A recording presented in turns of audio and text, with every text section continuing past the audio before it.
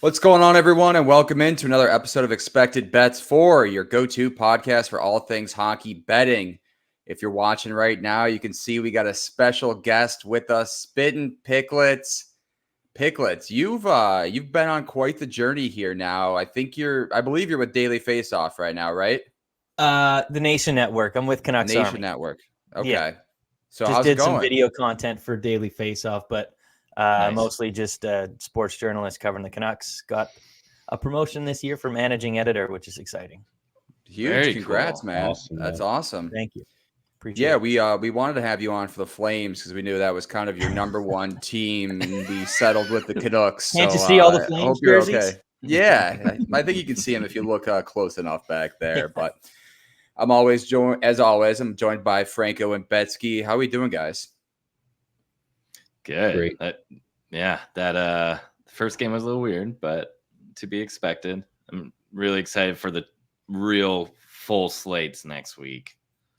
Yeah, exactly. Those games in Europe shouldn't count. That's my petition for next Teasers, year. man. To, I know. Yeah, It's cross so those easy from the to get record. so excited about them, and then they go off, and you're like, "What was I thinking?" Let's see, we start 0-2, but that's what we do every year. But all right, let's get into the team preview for the Vancouver Canucks.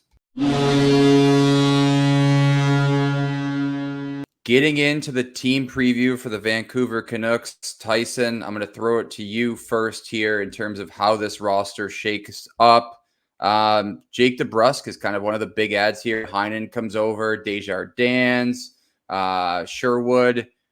In terms of your overall thoughts on this roster heading into the season, there's pretty high hopes based off building from last year, building off that moving forward. But how do you see this team shaking out? Stanley Cup, of course. No, I'm just kidding. Yeah. I mean, it's going to be pretty hard to replicate what they did last season. I mean, the first Pacific Division title in Canucks history, 109 points, which is the third best in franchise history. So I don't know. I'm still pretty hopeful because the Pacific Division is looking pretty weak. In terms of points percentage last year, they are by far the lowest. And it really seems like it's just a three-headed race between Vancouver, Edmonton, and Vegas. So I have pretty high hopes for the playoffs. It's just how much damage can we do when we get there. But I'm really excited about what we've done, especially on the forward core. They were just pathetic on the wings last season. Like you had Ilya Mikheyev and Sam Lafferty playing with Elias Pettersson, who still managed to put up 89 points. Like, what are you doing there? How can you expect him to really flourish? But this offseason, I mean, getting Jake DeBrusk, that's pretty huge. It wasn't the big fish that I wanted in Jake Gensel, but I'll take the other Jake. DeBrusk is so much more well-rounded, just defensive game and everything, and that's really going to complement Petey. But also, we got Daniel Sprong, boys. Daniel Sprong's last two seasons, he had 20 goals, 40 points, while averaging under 12 minutes per game, which is crazy. So now given an opportunity for him to, play elevated in the lineup where he doesn't really have to worry that much about his defensive play with DeBrusk and Petey there. I mean, I think the sky's the limit for him. In terms of our defense, that is where we got much worse. And same with goaltending, I think, because no one really knows when Demko's coming back, maybe in November, but we'll see. Defensive-wise, obviously you're going to lose Ian Cole, Zadorov, bringing in Forbort and Desharnais, and they are nothing to write home about. They can't move the puck, but they're good defensively. So I guess Quinn Hughes' shoulders are going to get really, really strong after carrying the whole team this year. Yeah. Betsky, Picklets kind of touched on this goaltending situation for Vancouver, and it is really interesting. The Demko mystery kind of remains here, and they start the season with Shilovs and Lankinen. It seems like, Picklets even touched on it too, like this back half of this team could get interesting and real quick. Yeah, and Shilov's had some great games in the playoffs. Flashes. And yeah, so I think there's definitely some hope there. This is a team that can outscore other teams, though, as well. Rick Tocchet always kind of has a very defensive-minded team structure that is very north-south. And he wasn't really able to get the Coyotes to buy into it, or maybe didn't have the same skill set with that team, but it seems like it's worked out well with Vancouver. So I think they are able to kind of hide mistakes better because of this.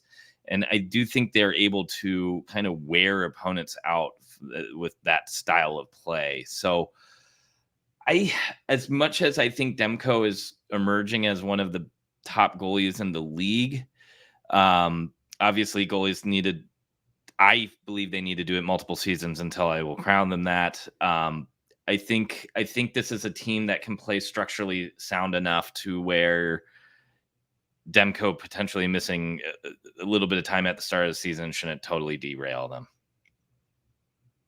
Yeah, I would certainly agree. Franco, do you have any thoughts on this roster? Having Elias Pettersson as your second C, when we've touched on these other teams too, where not only with the addition of these new teams coming in, there's a lack of goaltender depth, but there's also a lack of center depth. And Vancouver, at least for their top two lines, looks pretty solid. Yeah, I mean, Pettersson on the second line just feels crazy, right? He feels like he would be a top line center on a lot of teams in this league. So kind of feels like a cheat code. Like Pickles said, I mean, adding Sprong to that wing along with DeBrusk feels really good. I've always been a big Sprong fan. Even going back from his time in Seattle, just being super productive in limited minutes. So it will be interesting to see if like he's actually given top, two line minutes. Is he going to be as productive as he was? But I mean, having Pettersson to dish to him and DeBrusk, I mean, I feel like both of those guys should be up for like a good number of goals this year. So, I mean, we're going to get to props later, but that should be very interesting because we know that Pettersson can be like a very good playmaker.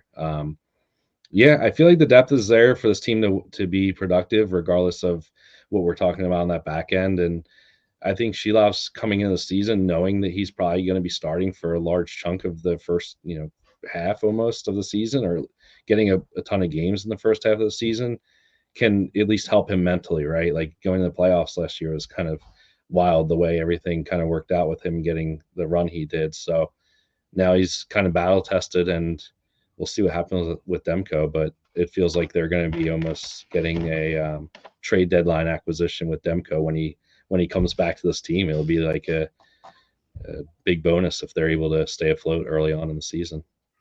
Yeah, it is going to be interesting too. I mean, Lankin is not necessarily the worst backup to have either. And if Shilovs does kind of know that he's their main horse for the first half of the season, it is going to be some relief for him. But it does get interesting, right? When Demko comes back, if Shilovs is kind of that one emerging as that first goaltender and playing well, how do you necessarily integrate Demko back into the lineup where it doesn't throw him off while Demko is still trying to kind of get his feet under himself either? That's almost like it's not the worst problem to have. I'd put it that way, but all right. Before we get into the best and worst case scenario, I'm just going to touch on the goalies real quick. I just want to throw this in. I think Demko's coming back a little bit before December, probably mid-November, so it won't be terribly long. But what you said, it's going to be important how they kind of integrate them back. Honestly, like Seelovs, he'll get the first few games, I think, just as Kevin Lankinen kind of gets accustomed to, the systems Tocchet likes to play and how the defensemen play in front of him. But I kind of think they'll just go back and forth kind of every game unless one guy gets really, really hot. But I think it's going to be more of a flip. And then I actually think Lankinen's going to be more of the backup to Demko once he returns than Seelovs is. But I do think all three of them are going to stay on the active roster. I think that's what they've been talking about. That's interesting. Yeah. You don't really see that now, having three goalies. No, and especially three that are constantly in the rotation, it feels like. Like I can see when Demko comes back, just because you have to minimize his workload. Like they played him 50 games out of 60 or something last season. It was just way too many. And obviously, like that's why his injury became a thing. So I think once Demko comes back and is fully into gear, I bet you they go 2 starts for Demko, 1 for Lankinen or Seelovs, 2 more for Demko, and then whoever didn't play. So they're kind of all integrating in, and then you're still getting Demko, the rest that he needs. But is there that concern of like what happened to Boston? You go ahead, Betsky. That's not always Rick Tocchet's forte, though. He ran Kemper into the ground, and that's what he did. season. And that's what he did To for Demko last year. I And look what happened. I know. Right? So well, let's see if he can learn. He's gonna have to. Not exactly a young buck willing to learn, but we'll see what happens there. All right. Before we get into the best and worst case scenario for the Vancouver Canucks, I'd like to talk to you about our sponsor, BetterHelp. This episode of Expected Bets 4 is brought to you by BetterHelp. Have you ever stopped to think about something new you'd love to learn? As adults, we don't always make the time to learn we used to when we were kids. Kids are constantly exploring and growing, but somewhere along the way, life gets busy and we lose some of that curiosity. What's something you've been wanting to dive into? Maybe it's cooking, picking up a new language, or even figure out your golf game to finally beat your new friend. Just because we're older doesn't mean we have to stop growing. In fact, therapy can help you reconnect with that sense of wonder. It reminds you that your back-to-school moment can happen at any time. Therapy is not just for people who have gone through something major. It's for anyone looking to be the best version of themselves. Therapy can help you learn positive ways to cope with stress, set healthy boundaries, and tackle challenges with more confidence. It's really about giving yourself the tools to thrive and grow, no matter what stage of life you're in. If you're thinking of starting therapy, give BetterHelp a try. It's entirely online, designed to be convenient, flexible, and suited to your schedule. Just fill out a brief questionnaire and get matched with a licensed therapist and switch therapists anytime for no additional charge. Rediscover your curiosity with BetterHelp. Visit betterhelp.com/THPN today to get 10% off your first month. That's BetterHelp, HELP.com/THPN. Now back to the show. All right, Picklets, we'll keep the vibes high here. Best case for the Vancouver Canucks seems like it's another kind of contender for the Pacific Division, finishing either first or second, with the Oilers being the favorite at -110. But the season's bigger than that for you guys. It's now the regular season. Yep, we're going to get to the postseason, but now it's trying to get to that Western Conference final and Stanley Cup run. So that's at least what the best case for me feels like for this team. Yeah, I mean, the best case would definitely be another Pacific Division title. I don't know how attainable that's going to be. Edmonton, while Vancouver's top six got better, Edmonton's got way better too. I mean, Draisaitl actually has two wingers that he's going to be able to produce with now, with Jeff Skinner and Victor Arvidsson. But I mean, let's not pretend that Edmonton's defense didn't get worse as well, just like ours did. I know that Cody Ceci leaving the team might actually be an upgrade, according to some people, but I don't know. I would trust our goaltending over Stuart Skinner, especially when Demko's back, and if you're still able to integrate both those goalies. So I definitely think it's a long shot-ish. But I think, worst case scenario is if you don't finish in the top three. Something must have had to seriously gone wrong, because you look at the Kings, they got worse. The Flames got worse. Anaheim, San Jose, never in contention. Then you have Seattle. Sure, they got better, but I feel like they just continue to add to their forward core, which is all third lines, all third line players, and Chandler Stevenson. So I'm not too worried about the Canucks not finishing within a top three spot, but obviously lowest expectations would be, first round exit. That would obviously suck after coming one game away from the Western Conference Finals. But yeah, like you were saying, I feel like the sky goal this year is obviously Stanley Cup, but Western Conference Final at least. Yeah, Betsky, did you have any thoughts on the best or worst case scenario there? I'll do the worst. Okay. I'm rain on the parade. Don't. Demko comes back a little later than expected. Goaltending struggles throughout that period when he's gone. He comes back. He looks pretty good and limber, and the team starts turning the ship around a little bit, and then he just gets rode right back into the ground, gets injured again, and the team just barely misses the playoffs. Thanks for having me, guys. Appreciate it. Yeah, I was gonna say that's Picklett's nightmare right there tonight. You're like the boogeyman right there, just waiting over him. It was a little too far. Yeah, exactly. That was an ugly picture, but yeah, I think you're right. And I mean, with this team, the worst case scenario feels like it revolves around this goaltending. While on paper you're loaded, and it just doesn't work, whether Demko, like you said, Demko comes back, looks good, doesn't look good, or just like trying to figure out this 3-horse carousel here moving forward. And we've seen it in the past too with Boston, right? When they had Swayman and Allmark, the first, not last year, but the year before that, of flip-flopping goalies in the playoffs and not letting one kind of be that one, the first star, essentially. So yeah, the true guy. Franco, are you leaning more towards kind of the best or worst case scenario for this team? I think given the state of this division, I'm leaning more towards the best case. So Woo! I'll give you that. Franco's But in the good book. See you, Gretz. I got one more bad news for you. So there was a post back on about a month ago regarding Demko and his injury from it was regarding something that Elliot Friedman had said and kind of like the fantasy spin on it, but you know, it still is relevant to what we're talking about regarding this team long term. So it said that Demko's injury isn't fixable by surgery, according to Friedman. He must change his training routine as the injury stems from it. This isn't something that changes 2 weeks before camp. Even when he returns this season, who knows how he'll be. He'll need a full offseason to relearn his systems and angles. So keep that in mind in general.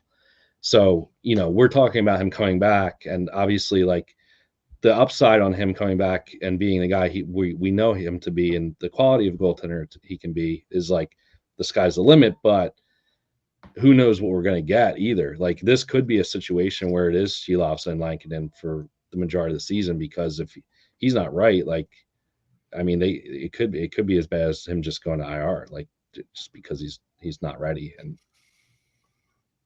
do you guys know what the injury is? I'm not sure, to be honest with you. Lower body. No. It's right. It's I tore or strained something. It's his popliteus muscle, which is so far behind your kneecap that you actually can't see it, and you can't get to it by surgery because you'd have to cut through like all these other muscles and tendons and everything to be able to fix it. So you can't, and that's just something he's gonna have to kind of live with forever. But it's not something that's going to hold him out forever at the same time. So like you said, it is obviously concerning, because how is he going to perform when he has to kind of suffer through this pain the whole time? But hopefully shouldn't be too bad. There is some positive reports as well, but yeah, it was popliteus. It was never heard of that before, and I have. It's your word of the day. Popliteus. Okay, spell it. Go. P-O-P-L-I-D-O-S. Or U-S, sorry. Liteus. Damn it. Maybe that will hold. Maybe that will hold Taka back from overplaying him too, though. Yeah. Well, that's the thing. You kind of have to, because I don't think it's gonna be pain, but it's gonna be discomfort that he's kind of always gonna be feeling and playing with. So, I mean, we'll see. He probably can't handle more than about like 40 games, half the year or something like that. So having like the other two guys behind him is going to be super crucial. Yeah. All right. Before we get into some team and player futures, I'd like to talk to you about our sponsor, DraftKings. TD, Tutty, taking it to the house. Whatever you call a touchdown, they matter more at DraftKings Sportsbook, an official sportsbook partner of the NFL. Ready to place your first NFL bet? Try betting on something simple like a player to score a touchdown. The NFL season is back in full swing, and who doesn't love rooting for a touchdown? So be sure to check out the latest odds at DraftKings Sportsbook. Ready to do a touchdown dance of your own? Score big with DraftKings Sportsbook, the #1 place to bet touchdowns. Download the DraftKings Sportsbook app and use code THPN. That's code THPN for new customers to get $250 in bonus bets when you bet just $5 and get 1 month of NFL Plus Premium. Only at DraftKings. The crown is yours.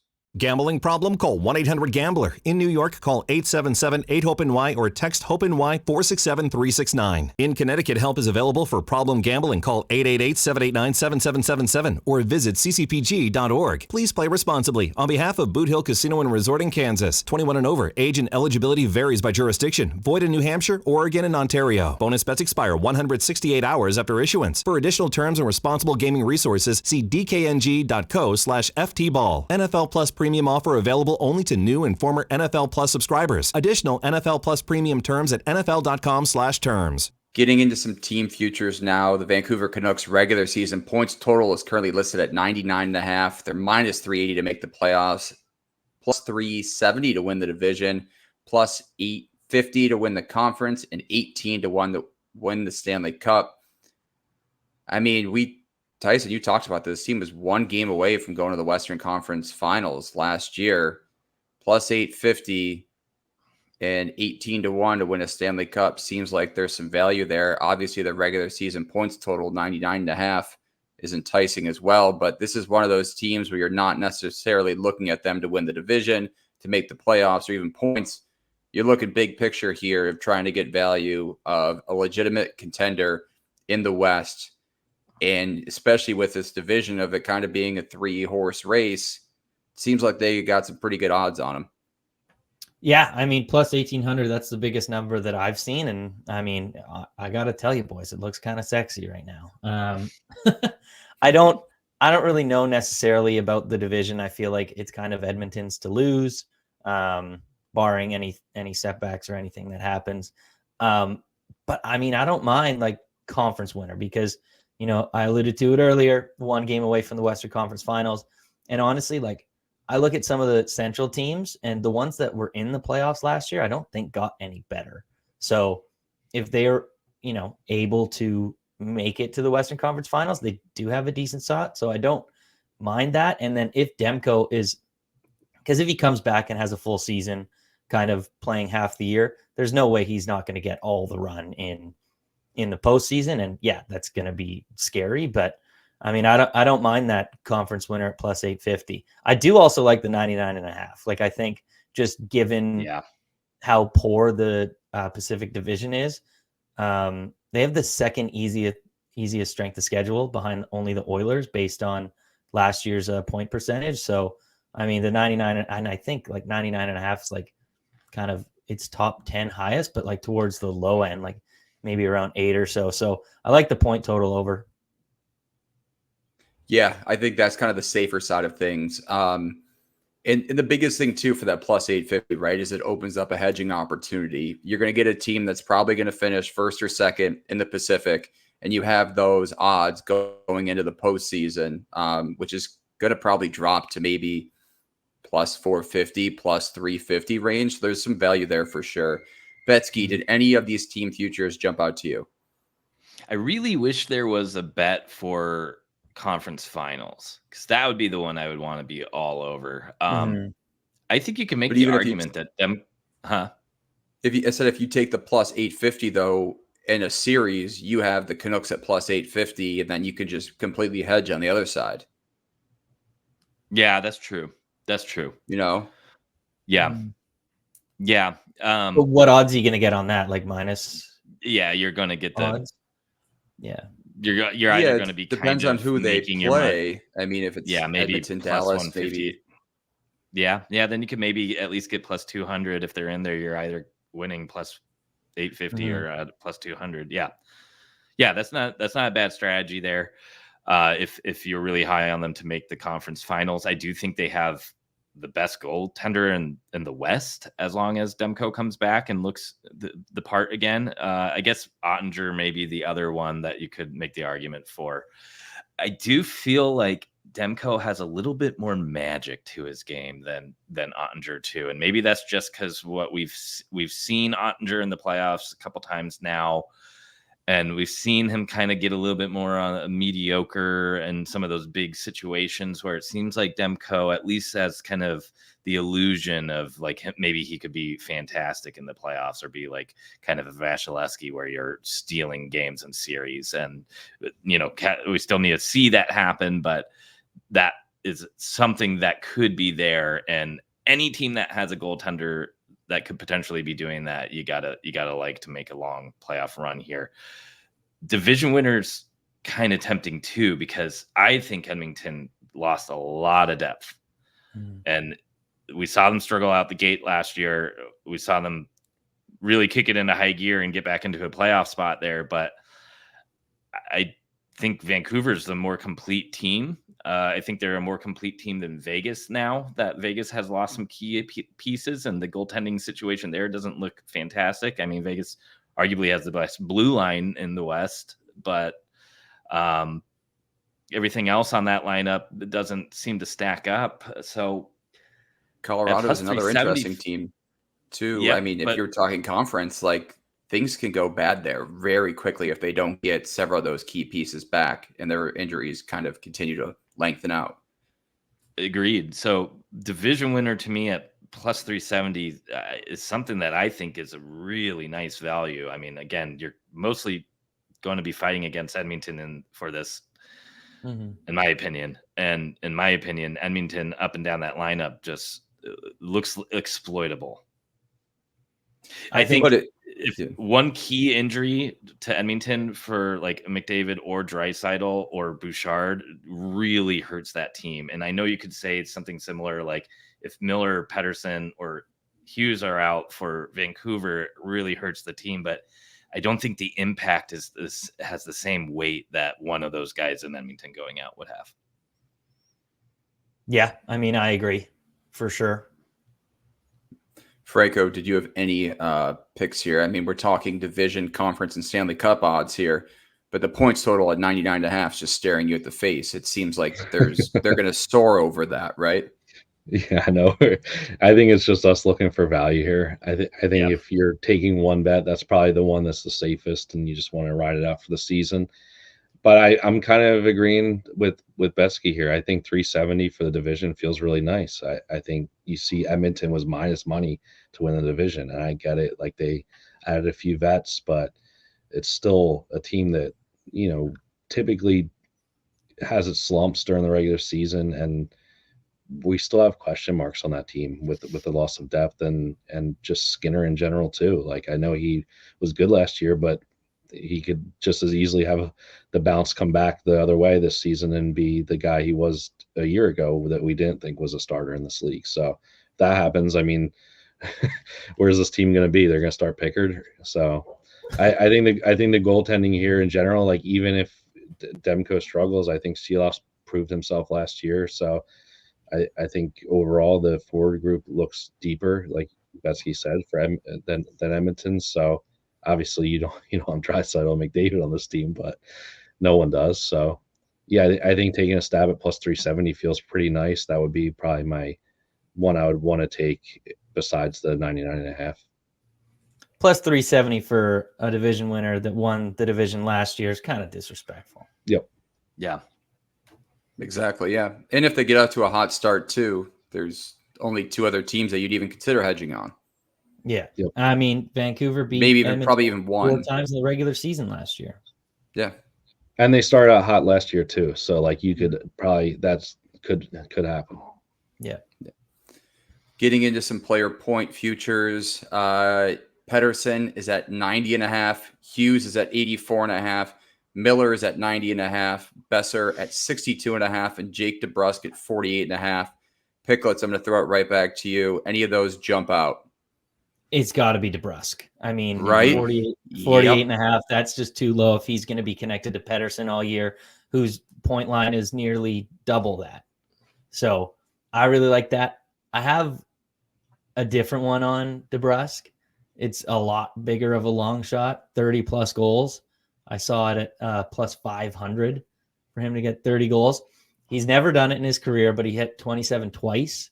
But those were years that he played like 60 games. So he was well on pace to get 30 goals. And even throughout, other years, he did miss time here and there, but he averaged out to a 30 goal pace in 5 out of his 7 years. So I definitely have high hopes, especially one thing on the power play. So JT Miller used to feed Bo Horvat and his left shot in the bumper on the power play all the time. And Bo Horvat nearly had 30 goals, or I think he might have had 30 goals when we traded him at the trade deadline. Now, I'm not comparing the two, but now DeBrusk has that lethal shot and is going to play in the bumper on the power play. So if they kind of connect like they did with Horvat, like I think plus 500 is steal of odds. Yeah, I would certainly agree. Franco, did you have any plays on the Vancouver Canucks player futures? I love that DeBrusk look. Both of the ones you mentioned. I think it just seems really feasible. It felt like last year he kind of figured it out, right? We've kind of historically talked about him as a bust. I mean, I think most Boston fans would consider him a bust for the majority of his career there. And last year he kind of figured it out. He went on that tear towards the end of the season where it felt like he was recording points in every single game, and just he was kind of one of their better players towards the end of the season. So now he comes to a new team and is given an opportunity to play with a guy like Pettersson. It's kind of crazy, and should be on the top power play. So I think the opportunities are going to be there for him. 40.5 points seems just stupidly low, and I don't mind going for that goal prop as well, because that just feels like a great value. Yeah, it almost feels like a trap. Betsky, do you have anything else in that market? Yeah, I have to triple down on the DeBrusk point prop, but the other one I do like a lot is the Hughes one at 84.5. I know he had it's a high point total. Don't get me wrong, but he had 92 last season, so there's a good amount of padding if he does regress, and there's still the chance that he doesn't. So I think I was expecting that to be a little bit higher. I think I would have been scared off if it was 86.5. So obviously that's a slim margin there. But if you can find a line around 84.5 or lower by a point or two, I think that's a really nice look. And again, that's a nice way to kind of support a Quinn Hughes season-long bet, even if you don't think he's going to maybe win the Norris, even though I think that's another nice look as well. Yeah, I don't want to rain on this parade, but his goal total this season is 14.5. Last year he had a career high of 17. Before that, in his previous 5 seasons, he never even had over 10 picklets. I mean, we've seen these guys have career seasons and regress a little bit. I'd hate to do this, but the goal total at 14.5 still seems like a little high. I mean, yes, but there was a different kind of mindset that Hughes had coming into last year. Like, he really focused on building his shot. And I mean, we saw what happened. He exploded for 17 goals, which was more than double his career high previous. And now coming into this year, I wasn't at training camp or anything, but apparently his shot has even gotten better. So, I mean, it does seem pretty high considering he's only done that feat once. But I would probably just go points, to be honest. Like, yeah, he's an assist man. Yeah. So that's kind of what I would lean towards for sure. Yeah, that's just the one that jumped out to me, the number that looked a little interesting.